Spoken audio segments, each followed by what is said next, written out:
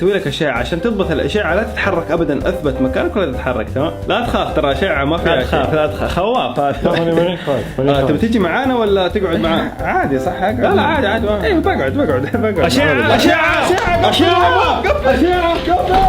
فك الباب فك الباب فك الباب. ايش في؟ ايش في؟ لا تتحرك. طبعا ولدك من الاشعه طلع ما في له حاجه، لكن الظاهر انه عنده التهاب في المعده خفيف يعني. من مسبباته يمكن النوم الملخبط، الاكل الغير صحي، التدخين، عدم ممارسه الرياضه. لا دقيقة، ايش اللي قبل؟ الاكل الغير صحي. لا اللي بعد. تدخين. لا ما تدخن اصلا. شو مريحه منك من الاحتماليات. يعني في احتمالية انه يدخن.